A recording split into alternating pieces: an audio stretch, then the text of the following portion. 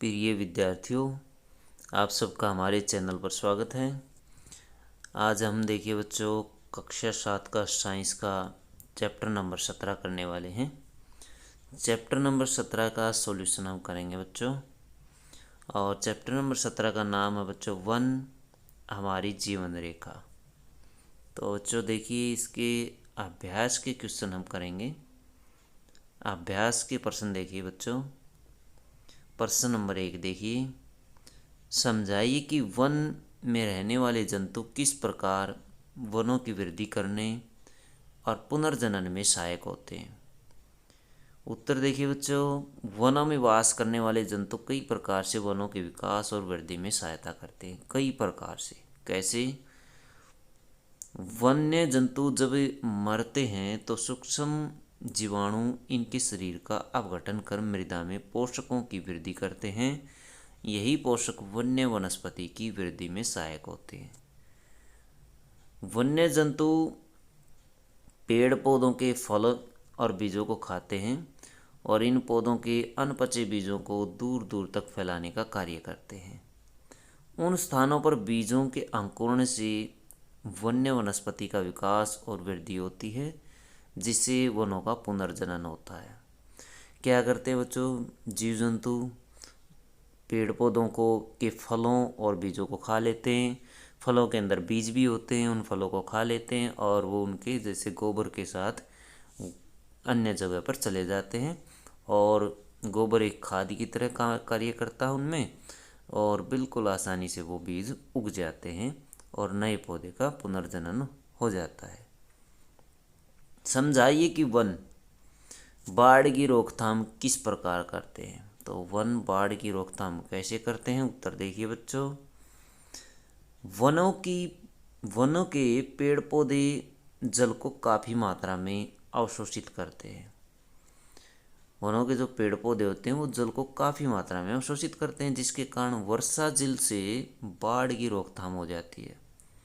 साथ ही पेड़ पौधे और अन्य वनस्पति जल के स्वतंत्र बहाव को रोकते हैं, जिससे बाढ़ों की भी रोकथाम होती, बाढ़ की भी रोकथाम हो सकती है बच्चों। ऐसे प्रश्न 3 देखिए, अपघटक किन्हें कहते हैं? इनमें से किन्हीं दो के नाम बताइए।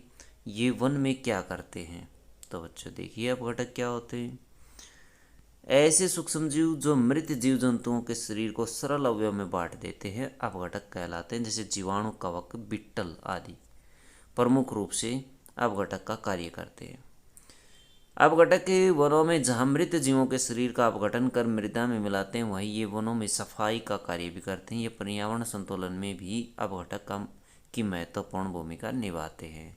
तो ये पर्यावरण को संतुलित करने में भी बच्चों महत्वपूर्ण भूमिका निभाते हैं। जैसे कोई जंतु मर जाता है तो उसका शरीर गल सड़ जाता है तो वो बदबू फैलाता है, और जबकि ये क्या करते हैं, उसको गला करके उसको मिट्टी में परिवर्तित कर देते हैं, जिससे वातावरण शुद्ध हो जाता है। वायुमंडल में ऑक्सीजन और कार्बन डाइऑक्साइड के बीच संतुलन को बनाए रखने में वनों की क्या भूमिका है? वनों की वनस्पति प्रकाश संश्लेषण प्रक्रम के लिए वायुमंडल से कार्बन डाइऑक्साइड को ग्रहण करते हैं और ऑक्सीजन को वायुमंडल में छोड़ते हैं। इसी ऑक्सीजन को सभी जंतु श्वसन प्रक्रम में ग्रहण करते हैं और कार्बन डाइऑक्साइड को वायुमंडल में मुक्त करते हैं। यही कार्बन डाइऑक्साइड पौधों के द्वारा ग्रहण की जाती है। देखिए प्रश्न नंबर 5, समझाइए कि वनों में कुछ भी व्यर्थ क्यों नहीं होता है। वनों में सभी मृत पेड़ पौधे और जंतुओं के शरीर को अपघटक जीवांश में बदलकर मृदा में मिला देते हैं, जो पौधों को महत्वपूर्ण पोषक प्रदान करता है। अतः वनों में कुछ भी व्यर्थ नहीं होता है। ऐसे 5 उत्पादों के नाम बताइए जिन्हें हम वनों से प्राप्त करते हैं। वनों से प्राप्त होने वाले उत्पाद जैसे गोंद, बिरोजा, प्लाईवुड, तेल, मसाले, पशुओं के लिए चारा, औषधियाँ, ईंधन के लिए लकड़ी आदि। तो बच्चों ये लिख सकते हैं जो वनों से हम प्राप्त करते हैं। फ्रूट से सब्जियाँ। रिक्त स्थानों की पूर्ति कीजिए। कीट, तितलियाँ, मधुमक्खियाँ, पक्षी पुष्पीय पादपों की खालिस्तान में सहायता करते हैं। किसमें? किस में सहायता करते हैं बच्चों? परागण में। परागण एक प्रक्रिया है जो फूल के वर्तिकाग्र पर परागकणों को पहुंचाने वाली प्रक्रिया है। वन परिशुद्ध करते हैं, किसको परिशुद्ध करते हैं? खालिस्तान और खालिस्तान को। किसको ये शुद्ध करते हैं? जल और वायु को। किसको? जल और वायु को। शाक वन में खालिस्तान परत बनाते हैं। कौन सी परत बनाते हैं? निम्नतम। ये बनाते हैं निम्नतम परत। वन में अक्षयमान पत्तियां और जंतुओं की लीद खालिस्तान को समृद्ध करती है। किसको? मृदा को। मृदा को समृद्ध करती है, इसमें पोषक तत्वों की वृद्धि करती है। प्रश्न 8 देखिए, हमें अपने से दूर स्थित वनों से संबंधित परिस्थितियों और मुद्दों के विषय में चिंतित होने की आवश्यकता क्यों है? तो बच्चों देश में लिखेंगे, हमें अपने से दूर स्थित वनों से संबंधित परिस्थितियों और मुद्दों के विषय में चिंतित होना स्वाभाविक है, क्योंकि हम वनों से अनेक प्रकार से जुड़े हैं। कैसे जुड़े हुए हैं? वन हमारे पर्यावरण को शुद्धता, ठंडक और शांत वातावरण प्रदान करने में सहायक हैं। वन मृदा अपरदन को रोकने, भूमि की पैदावार बढ़ाने के साथ साथ भूमिगत जल को और गहरा होने से रोकते हैं। और वन भूमि के तापमान को बढ़ाने से रोकने में भी मदद करते हैं।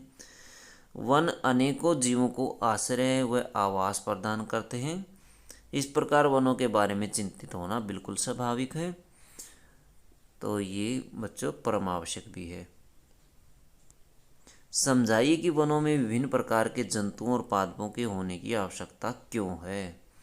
वनों में विभिन्न प्रकार के जंतु और पादपों का होना अति आवश्यक है बच्चों, क्योंकि जंतु और पादप एक दूसरे पर निर्भर करते हैं। पौधे भोजन बनाते हैं, जंतु उसे खाते हैं। जंतु कार्बन डाइऑक्साइड छोड़ते हैं और पौधे इस कार्बन डाइऑक्साइड को और पौधे इसे ग्रहण करते हैं। किसको? कार्बन डाइऑक्साइड गैस को। जंतु मरने के बाद जीवांश में बदल जाते हैं, जो पौधों को पोषक अवयव प्रदान करते हैं। अतः जंतु और पादप एक दूसरे के पूरक होते हैं। प्रश्न 10 देखिए, चित्र 17.3 में चित्रकार चित्र को नामांकित करना और तीरों द्वारा दिशा दिखाना भूल गया है। तीरों पर दिशा को दिखाइए और चित्र को निम्नलिखित नामों द्वारा नामांकित करिए। कुछ नाम दिए गए बच्चों, जैसे बादल, वर्षा, वायुमंडल, कार्बन डाइऑक्साइड, ऑक्सीजन, पादप, जंतु, मृदा, घटक, मूल, भौमजल स्तर। तो इनसे नामांकित करेंगे हम। देखिए हमने सब नाम इसमें लिख दिए हैं। पहला नाम देखिए बादल, ये बादल है। वायुमंडल है, वर्षा है, ऑक्सीजन है, ये छोड़ देते पौधे ऑक्सीजन को। पादप अथवा पेड़ पौधे, कार्बन डाइऑक्साइड, और ये जंतु है बच्चों। तो इस तरह से मूल, और नीचे देखिए मूल होती जड़, मृदा, अपघटक, भौम जल स्तर। तो इस तरह से आप इसे नामांकित कर सकते हैं। प्रश्न 11 देखिए, निम्नलिखित में से कौन सा वन उत्पाद नहीं है? गोंद, प्लाईवुड, सील करने की लाख, और बच्चों आगे देखिए केरोसिन। तो ये केरोसिन जो है ये उत्पाद नहीं है वनों का। निम्नलिखित में से कौन सा वक्तव्य सही नहीं है? वन मृदा को अपरदन से बचाते हैं। वन में पादप और जंतु एक दूसरे से निर्भर नहीं होते हैं। वन जलवायु और जल चक्र को प्रभावित करते हैं। मृदा वनों की वृद्धि और पुनर्जनन में सहायक होती है। तो बच्चों इसका जो गलत है वो ऑप्शन है, वन में पादप और जंतु एक दूसरे पर निर्भर नहीं होते हैं। ये वाला गलत है, दूसरे वाला।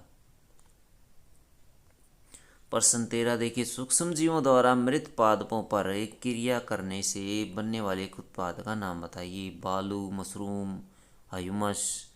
क्या बनता है बच्चों? मशरूम। उसके बाद ह्यूमस और कास्ट क्या बनता है? ह्यूमस बनता है। क्या बनता है? ह्यूमस। तो बच्चों ये थी आपकी वीडियो। अगर वीडियो अच्छी लगे तो बच्चों लाइक करें, हमारे चैनल को सब्सक्राइब करें।